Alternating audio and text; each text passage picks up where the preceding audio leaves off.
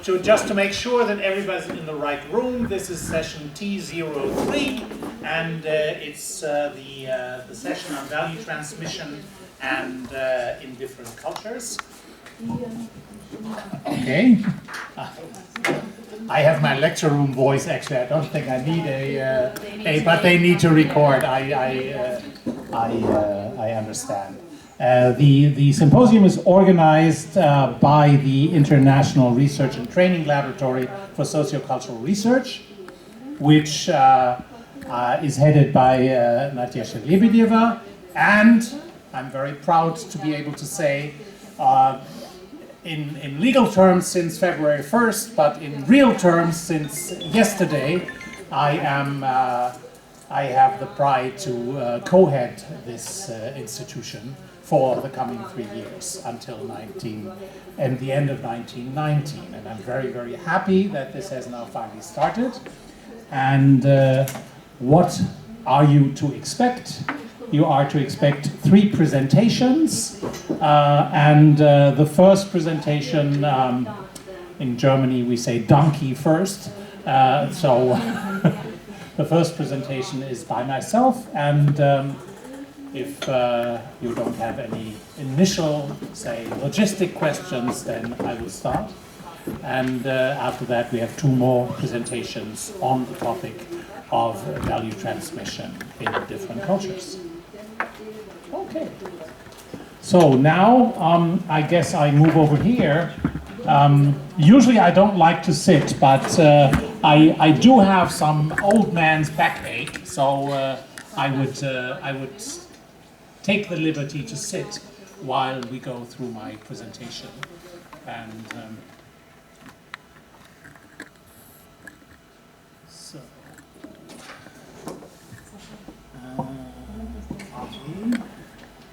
this F5. You can try F5. No, F5. Good. Yeah, wonderful. Okay, there you see. This is already bears my double affiliation.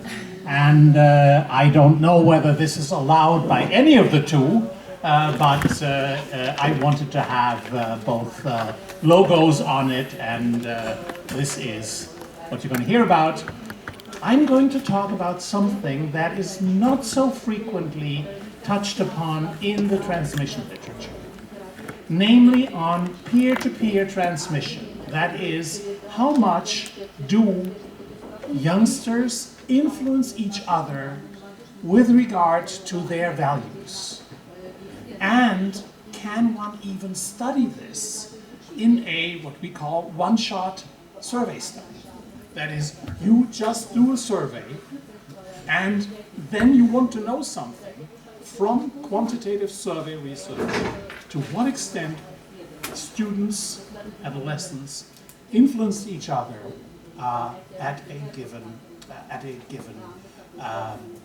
in a given context. Now, what are you to expect? The structure of my presentation is that I first want to give you a definition. I've in passing already said that. I want to give you a definition of what is horizontal transmission. And then I think what is particularly new, and those who knew me for a little longer, they know that I am a number twister. I like to introduce new approaches to analytic strategies, and how can we measure horizontal value transmission in, as I said, one-shot studies. The current study will, of course, be presented, my analytic approach, results, and of course then a concluding discussion. The usual structure. Now, if you look at the transmission literature, at the hallmarks of the transmission literature, you of course have to resort to what Cavalli-Sforza and Feldman, or Boyd and Richardson published in the early to mid-80s. And they talked of 3 different types of transmission. One is vertical transmission, which is typically operationalized in one-shot studies as the correlation or the similarity between parents and offspring. Then there's horizontal transmission, which is typically operationalized as similarity among members of the same generation. So between, say, siblings, or between classmates, or between adolescents who live in the same neighborhood, who influence each other. And the third type of transmission they talk about is oblique transmission, kind of a fancy name for example, if teachers influence students, that is across the generations, but people are not related to each other. So it's not in the family, but it is in, say, in the school.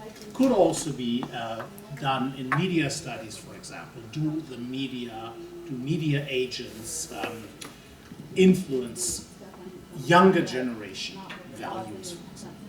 Okay, now, I have tried to bring these transmission types into a graphic display. Certainly there are typically, and that's at the core of the attention of many of us, parents influencing children. But certainly we also have to acknowledge that particularly in modern times when our youngsters are much more able to work with IT gear, with all kinds of smart new things, the children also do influence their parents. And they have to, the parents adjust to something that the children value. This, as you see from the boldness of the arrows, is probably not quite as strong as the other way around. But then what has for a long time been overlooked, there are two further agents of transmission, namely what I've called the zeitgeist, that is, the value climate in a context at a given time that influences both. So if at a certain time some values are highly in fashion, so to speak, that you just must be have ecological sustainability values, for example. This will influence both the parents and the children. And but then there are also something that we as psychologists very often try to discard because we believe in cognitions that we formulate ourselves. Genes also have a certain importance in this context, and there are studies that can show that the values of monozygotic twins are about twice as highly correlated than values of dizygotic twins. Ariel Knaffo and colleagues have done studies, but there are several studies on this.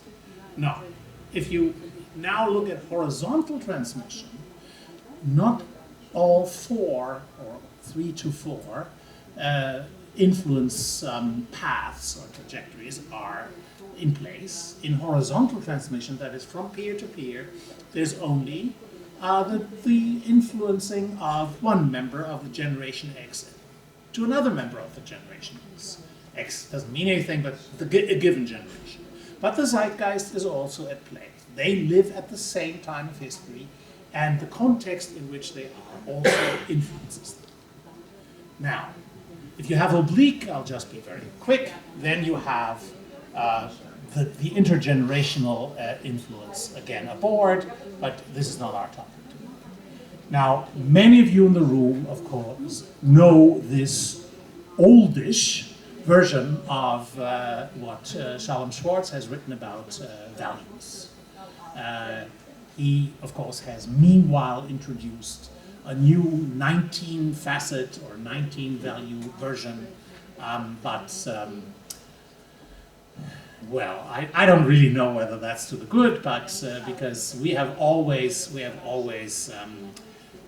said, and he has always said that, of course, you can divide up the pie, if I call this a pie, by as many pieces as you want. So since 2012, Shalom and his crew believe that it is wise to distinguish 19. Not that I'm opposed to that, but in this presentation I'm sticking to the 10, which Shalom and I have corroborated as of being highly universal in their structure, and we have done confirmatory factor analysis on this together. Okay, this is just for you to add another language. This is the German measure of the portrait value questionnaire that we have used. You need not read into that, and it's also in very small writing, but you know the format. The portrait value questionnaire offers a certain scenario, or a very, very brief scenario that describes the values of a person, and then you're required to say how similar is this person to you, and you rate the similarity between yourself and a scenario person, and this measures values very well and very highly correlated with the former version, the Schwartz Value Survey, that worked with value labels like equality or moderation or whatever. Okay, now, if we now want to assess the size of horizontal transmission, and remember, I want to assess horizontal transmission, that is, how much peers influence each other, in one-shot studies, where I have no further information that gives me, say, qualitative studies that allow us to say what people think about how much they're influenced. Well, horizontal transmission, of course, needs a common space for personal interaction, because you can only influence yourself. You can do it virtually, but you need a common interaction space, like the classroom, like the sports club, like the neighborhood where you see each other and communicate with each other. Then, the existence, I know you can read, but I'll read it in any way, the existence of horizontal transmission effects manifests itself in the level of similarity of value preferences among the members of this common interaction space. That is, how similar are the values in one social unit like the school class, the classroom. This, for me, is a measure, and these are kind of assumption or axioms even, that what I see, if the similarity between students, pupils in one class is high, I see that as one piece of evidence that they have influenced each other in their lives. And I'll show you throughout my presentation how you can show that this is really the case and not something just in my mind that I put up front. Okay, so the size of the horizontal transmission effect is affected not only by the immediate members of a common interaction space, but also by the general context in which the interaction space is situated. This is why we call this symposium value transmission in different cultures. So in which culture, for example, the school class is situated, does make a difference. And this is a monocultural study, but I want to emphasize that it is a study that takes place in Germany, and it will be shown throughout, I hope at least throughout my presentation, that this is something that really holds these assumptions, these three assumptions. Now, the operationalization. Horizontal value transmission can be assessed by determining the degree of value homogeneity, heterogeneity, in a given interaction space of adolescence. So, homogeneity can be assessed by determining the absolute difference of a member of a school class from the mean of the school class. So this means if all the differences of all the members of the school class are small from the class average, then I assume that there's high value homogeneity and thereby high value transmission. If these differences are always large, then I see little value similarity and little peer-to-peer transmission. I'm not looking at single values, I'm looking at all values together. So in this case, the 10 that I work with. I have certain calculation rules. I do the MRAC correction that Shalom always pushes for. I calculate the means of the 10 values. I determine the absolute differences for individuals between their score and the class mean for every one on the 10 values. I average the different scores. This is boring across all 10 values. A prototypical interaction space, as I've already said, of adolescence is their school class. But the school class is embedded in larger social systems. This can most easily be visualized by referring to Bronfenbrenner's ecological systems approach. I think something often largely overlooked in the literature, but still very, very informative for studies that look at different levels of social interaction. So what Bronfenbrenner originally came up with is that there is the individual who acts in a microsystem, which would be the family or the school class, a mesosystem that would be the entire school, the exosystem that would be the school type if the school system is, say, tracked in the sense that you go to comprehensive school or gymnasium or lyceum or whatever a school may be called, and a macro system, of course, for us, the cross-culturalist, is typically the culture in which this is situated. This is what Bronfenbrenner wrote in the 1970s and 80s. And this is how this boils down. I've already said that in our case. Okay, now, whether one-shot studies of value preferences in a school class can be interpreted as evidence for horizontal transmission has to be tested. Up to now, I just argued that's it. That's my assumption, but it has to be tested. It can, however, be plausibilized and not proven in any causal way in a one-shot study, because we do with correlations. We threw out some questionnaires to a hopefully sizable number of people, and then we said, well, do these values that we asked for, do they, well, plausibilize the assumption of having more homogeneity in certain settings and less homogeneity in other settings. So I will skip, because I'm talking too much, I will skip this for a certain time. I may revert to it, because I want you to go with me or walk with me to a certain, more closely to the study. The study was conducted in Germany and Israel. Ariel Knafo and I were the principal investigators. Here I only report the German data. And the data collection of the German leg of the study took place in Bremen, where my other university, Jacobs University, is, and the surrounding state of Lower Saxony.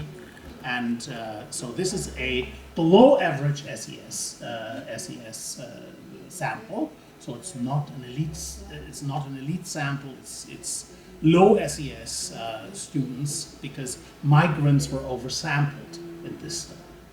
And altogether, these are data. So it's not a small sample. These are data from 1,596 students in the city of Bremen and surrounding cities. And included in this study or in this presentation were only those students, and these are 596, there were actually more, where from a school class at least 10 students participated. So if you had school classes where only 6 or 7, we did not include it. Okay. And altogether, the students came from 97 school classes. So there is the chance to do multi-level analysis. You have at least on the aggregate level, you have enough cases. Whether there are enough cases on the individual level, well, some say yes, some say no, but okay. And they come from 3 different school types. Well, 3 different school types is probably not enough for a 3-level multi-analysis, but at least you can look at that from the perspective. School types would be, well, schools leading to the university entry degree, Abitur, you can get degrees, you can get different degrees, or you can only get, say, O-level degrees. Okay, now, again, I will skip a few. I'll, however, not spare you with the age distribution of the sample. These are our participants, and these are That's the age distribution. These are not cases or n, but this is how many percentage of which age group. So we have we have an average age of 12.3 years, and there are some younger students from grade 5 and 6, and there are some older students, grade 10 and 11. And that's our age distribution. Now, almost even boys and girls, yes. So I said there are 39% sampled who had a migration background. A 25-item version of the PVQ, the Portrait Value Questionnaire, was used. That's, by the way, not the one that's used in the European Social Survey, but something that came from the lab a bit earlier, and it was provided by Ariel, and we used that version. It's very similar to the ESS version, but not the same. So 25. Now, let me again go very quickly, because this, I think, is informative for you. What you see here, and I hope you see something, yes, I think you can, is the relationship between within-class value homogeneity, that is high degrees of similarity within a class, or low degrees of similarity within a class. So what you see here, all the coefficients are not at all very high. Not at all. But they perfectly follow what Shalom would call the sinusoid curve. That is, they are highly positive on one side of the circle, or highly is exaggerated, but they are positive on one side of the circle, and they're negative on the other side of the circle. So the dimension that goes from openness to change to conservation of the status quo, that's the dimension that determines the similarity within the classroom. That is, when there is adherence or preference for values of the conservation of the status quo, then there is a lot of homogeneity in the class. When there is mostly preference for openness values, there is little similarity in the class, because people do not agree. People do not conform. Conformity is not on their agenda, so the classroom values are not the same or not homogeneous in the classroom. Let me, again, this is too many slides, but I had a big example this morning. Ronald Engelhardt brought 42 slides and showed 3. And so I also have some 50 slides, but I'm not showing them all. I analyzed this, by the way, by hierarchic ANOVA. ANOVA, you know, analysis of variance, and some people call this nested ANOVA, or others call this hierarchic ANOVA. So you have the ecosystem, the exosystem AB3, that's the ABC, that's the school type. You have the mesosystem, different schools under A, B, and C. You have school classes, in my case from 1 to 97, here in the graph only from 1 to 16, and you have students. This is the design of the ANOVA. And now, what you see here is, you see some significances, as you may have interpreted right away from seeing this slide. And there you see a result that corroborates our hypothesis. Namely, that in school classes, in interaction units of adolescence, there is a significant difference in the similarity. That is the 0.023. In schools, this is only marginally significant. This is what we want, because schools are not in that degree interaction spaces. You don't communicate as a sixth grader with the ninth grader, but you communicate with the other sixth graders. And school type, there's no difference whatsoever. So this is what we want to show. Yes, there is horizontal transmission. That's our inference. Strongest similarity, differences in the school classes. Some differences in the schools, no differences between the school types.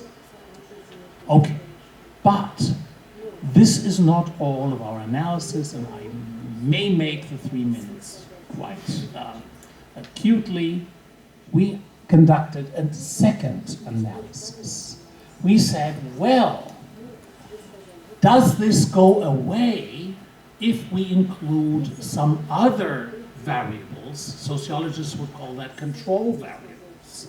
Namely, how high is the number of migrants in the school class? Because you would assume that if there are high numbers of migrants, similarity is lower. If you have Germans and migrants in a school class, and migrants from different origins, similarity will be low. And yes, there is a difference that is according to the degree of number of migrants, 0.010, but the similarity does not go away. So the variance is not decomposed.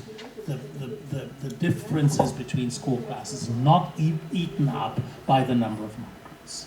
So it's robust against how many migrants you have in the class. But now I come to the final test of the hypothesis. There I say, okay, now I array the 97 similarity scores of the classes with the ESS means and similarities. That is a bit complicated. The European Social Survey was taken as a reference sample. And also for the European Social Survey, you can construct the same means. And if you now contrast the differences between class means and ESS means, you find that on this dimension of openness versus conservation, this is linearly related. So if you say, okay, the classes that are closest to the German average, there the similarity is also highest, whereas where they are far away from the average, the similarity is lowest. And that's a linear relationship you see in the last line of this graph. Okay, I presume I have something like 1 minute, and I won't bother you with further numbers, but I would like to come to a few conclusions and a summary, because I threw a lot of numbers at your heads that will not, all of them will not have become clear to you. I'm very sure that it cannot be. The paper is on the conference website. I was one of the few who did really upload his paper to the conference website, or had it uploaded. And what I'm saying is, in one-shot studies, this paper, which has in a different version already been published in a book by a Belgian university, it shows that similarity of values among students of one school class can be taken as a proxy measurement of horizontal value transmission, because the preference for conservation values, for no change values, goes with high similarity within a class, whereas the preference of openness values goes with low similarity in the class. Also, high similarity in a class goes with similarity to the German average, whereas being very different from the German average goes with low similarity. And this is my reasoning why in one-shot studies, large enough, with large enough number of social units, you can measure peer-to-peer transmission by determining the difference of values, the variability of values within one school class. And that is my contribution. And thank you.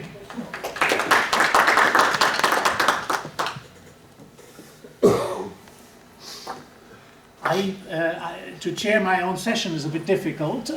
My contribution to the session is a bit difficult, but do we have time for questions, or should we proceed to the? I think we should be proceeding to the next. Otherwise, we don't have a lot of time for the discussant, right? I'm certainly open for question, also for outside of the. Maybe after the final. Yes. Okay. I think Nadia's suggestion is very good. So I think we should rather now, except for the accents, was this correct Russian? Kind of. You probably wouldn't say it, but okay. Okay. Then let's come to the next presentation and. Tatiana.